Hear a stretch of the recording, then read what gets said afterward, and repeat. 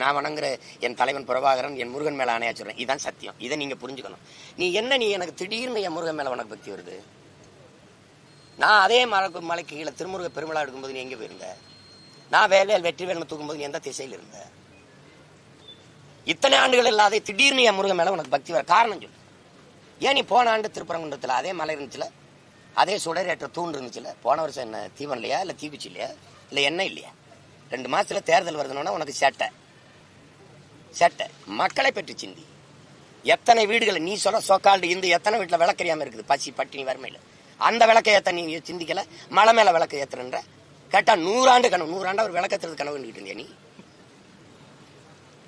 ஒரே ஒரு கேள்வி கேட்கிறேன் இந்த பெருமக்கள்கிட்ட, முருகன் சிவன் இந்து கடவுளா? யார் என்னோட தர்க்கத்துல நீ ஜெயிக்க போறது சொல்லுங்க. முருகனும் சிவனும் மாயவனும் இந்துவா? உங்க பெருமாளை சொல்லுவோம், உங்க கிருஷ்ணரை இந்துவா? இந்துவா சொல்லு. நீ கடவுளை மதம் மாத்தி வச்சுக்கிட்ட. முருகன் இந்துவா? அது முருகனுக்கு தெரியுமா? யாராவது சொல்லுங்க. முருகன் இந்து கடவுளா சைவ கடவுளா? திடீர்னு தேர்தல் வரும்போது எல்லாருக்கும் உங்களுக்கு பாசம் வருது முருகன் மேல.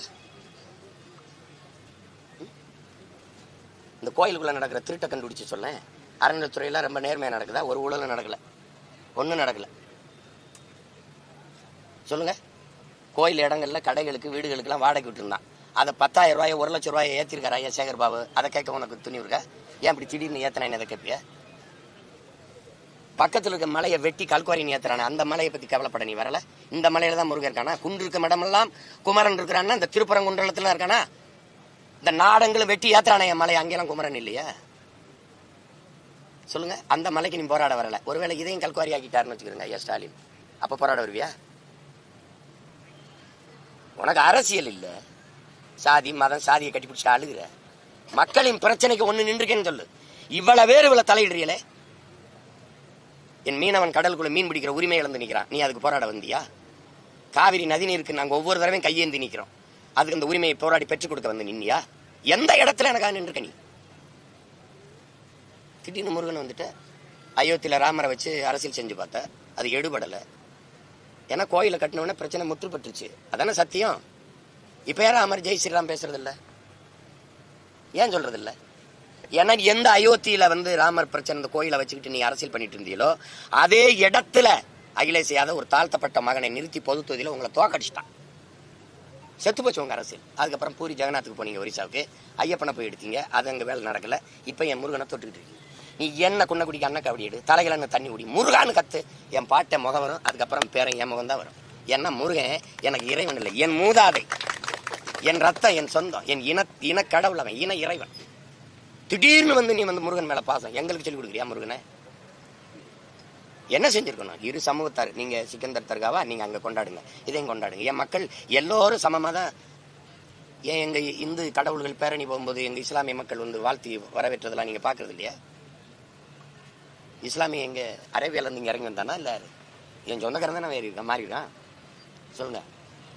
போன ஆண்டு இந்துவா இருந்த என் தம்பி யுவன் சங்கர் இப்ப இஸ்லாத்தை ஏற்றிருக்கான். அப்ப யாரு அவன் என்ன சொல்லுவீங்க? அரேபியால இருந்து வந்தான், பங்களாதேஷ்ல இருந்து வந்தான்னு சொல்லுவியா நீ? தமிழர்கள் நாங்கள் இறை வழிபாட்டிற்காக இஸ்லாத்தை ஏற்றுக்கிறோம். இஸ்லாமியர்கள் நாங்க தமிழர் ஆகல, தமிழர்கள் நாங்க ஏற்றுக்கிறோம். ஓர் இறை அல்லாவை ஏற்று, நபி மொழியை ஏற்று, ஓர் இறை அல்லாவை ஏற்று நாங்கள் இஸ்லாத்தை ஏற்றுக்கிறது எவ்வளவு சத்தியமான உண்மையோ, அப்படி எங்கள் முன்னோர்கள், எங்கள் இன மூதாதை முருகனுங்கிறது உண்மை. அதுல யாரு எதுக்குறமா? நீ முருகனை வழிபடாதீன்னு யாரும் எதுக்குறாங்களா? யாராவது போறாங்களா? பிரச்சனையை நீ உண்டு பண்ணி அதன் மூலமா ஒரு அரசியல் அறுவடை செய்யணும்னு நினைக்கிறேன். நீ உண்மையிலே பக்தி இருந்தா போன ஆண்டு ஏற்றிருக்கலாமே. நீங்க முருகனுக்கு மாநாடு போகும்போது ஏற்றிருக்கலாமே. சரி, போன ஆண்டு முருகனுக்கு மாநாடு போட்டியில்ல, அடுத்த ஆண்டு போடுவீங்களா? ஏன்னா தேர்தல் முடிஞ்சிடும். 29ல போடுவீங்க. 29 தேர்தல் கிட்ட வருதுல போடுவீங்க. வேலை யாத்திரை நேத்த முருகன் வேலை கெடுத்துட்டு வந்தாப்லையா? இத்தனை வருஷமா வேலை என்ன அவர்கிட்ட கையில் இல்லாம அடமான வச்சிருந்தாப்லையா? எதை வச்சு அரசியல் செய்யறதுன்னு ஒண்ணு இல்லையா? சொல்லுங்க. நான் அதை வெறுக்கிறேன், அந்த இடத்துக்கு நான் வரல. வழிபடுற தெய்வமா தான் இருக்கணும். அதை வச்சுக்கிட்டு அது அரசியலுக்கு ஒரு பிரச்சனையாக்க கூடாது. அதை நான் தவறுன்னு தான் சொல்றேன். அது ஐயா வந்து அப்படி சொல்லியிருக்க கூடாது. அதை வந்து என்ன சொல்லியிருக்கணும்னா, இரு சமயத்தாரில் இருக்கிற பெருந்தலைவர்களை அழைச்சி அரசுக்கு என்ன பரிந்துரை வச்சிருக்கணும்னா, அழைச்சி பேசி இந்த பீஸ் கமிட்டிங்பாங்களா அது மாதிரி ஒரு சமாதான நல்லிணக்க குழுவை வச்சு பேசி இருமத வழிபாடுகளையும் அங்கே நடக்கிற மாதிரி நீங்கள் ஏற்பாடு செய்யுங்க. அது அரசுக்கு பரிந்துரைக்கிறேன்னா அது போற்றத்தக்கது. அதை விட்டு தமிழ்நாடு காவல்துறை ஒத்துழைக்கிறான்னு சிஎஸ்எஃப் நீ மத்திய என்ன சொல்றது சர்வீஸ் ஃபோர்ஸை தூக்கி நீ அதை வச்சுக்கிட்டு ஏற்று அப்படின்னா நாளைக்கு அங்கே ஒரு கலவரம் வந்துருச்சு, அங்கே ஒரு பிரச்சனை வந்துருச்சு, வீட்டில் பிரச்சனை வந்துருச்சு, அரசு பொறுப்பு இருக்குமா? சட்டம் ஒழுங்கு பிரச்சனைக்கு நீதிமன்றம் ஏன் இருக்குமா? காவல்துறை நடவடிக்கை தவறுனாலதான் இவ்வளவு பிரச்சனையே வருது. முத வழக்கமா அங்க கந்திரி ஆக்குறதுக்கு கிடாய் வெட்ட போறாங்கல்ல, அவரை தடுத்து பிரச்சனையாக்குனதே தமிழ்நாட்டு ஐயா ஸ்டாலினுடைய காவல்துறை தான். இல்லைன்னா இந்த பிரச்சனையே வந்திருக்காது. அதை பிரச்சனை ஆக்குனதே இவருடைய காவல்துறை தான். எத்தனை வருஷம் நடந்துகிட்டு இருக்கு, ஏன் இப்ப பிரச்சனை ஆகுது? ஆக்குறீங்க. உங்களுக்கு பிரச்சனை, இந்த பிரச்சனைனால என்ன? இஸ்லாமுக்கு பாதுகாப்பு திமுக தான் வருவான், இந்துலாம் எனக்கு பாதுகாப்பு பிஜேபி தான் போவான். 2 பேருக்கு அறுவடை அரசியல். இந்த அரசியலை நீங்க வரவேற்கிறீங்களா? இது நல்ல அரசியல் தானே? சொல்லுங்க. மதம் மனிதனுக்காக உருவானதா, இல்ல மதத்துக்காக மனிதனா, இல்ல மனிதனுக்காக மதமா? மனிதனுக்காக சட்டமா, சட்டத்துக்காக மனிதர்களா? உடம்புக்காக சட்டையா, சட்டைக்காக உடம்பா? நீங்க சொல்லுங்க. இங்க மதம் போட்டுறீங்க, எங்க மனிதன் போட்டுறீங்க? எங்க மனிதன் போட்டுறீங்க? நாங்க என்ன கேட்கிறோம், ஒரு குறிப்பிட்ட மதம் சார்ந்தவன் வாழுகிற நாடாக இதை மாற்றணும்னு நினைக்கிறீங்க. இல்ல, நாங்கள் மனிதர்கள் வாழுகிற நாடாக இது இருக்கணும்னு விரும்புறோம். இதுதான் எங்களுடைய விருப்பம். நீங்க அதை நோக்கி நகரவே இல்லையே.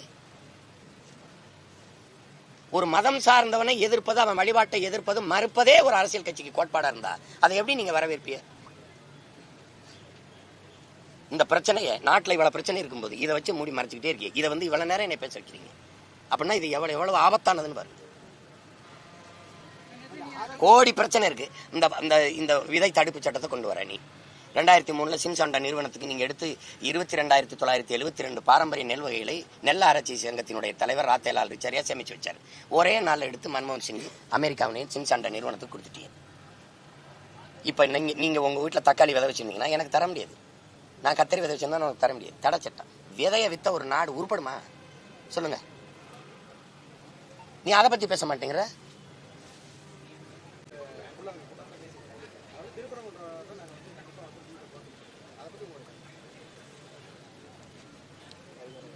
அவங்களுக்கு வந்து அரசியலுங்கிறது சாதி மதம் சாமி. என்னைக்கு என் அன்பு மக்களின் அருமை சொந்தங்கள் ஒன்று கவனிச்சுக்கணும், சாதி மதம் சாமியை பற்றி கவலைப்படுகிறவர்கள், அதை பற்றி சிந்திப்பவர்களுக்கு மக்களை பற்றி நாட்டை பற்றி சிந்திக்க நேரம் இருக்காது, தேவையும் இருக்காது. நாடு மக்கள் அவர்களுடைய நல்வாழ்வு நாட்டினுடைய வளர்ச்சி அதை பற்றி சிந்திப்பவர்களுக்கு சாதி மதம் சாமி கடவுளை பற்றி சிந்திக்க தேவை இருக்காது, அதுக்கு நேரமும் இருக்காது. இதுதான் யதார்த்தம்.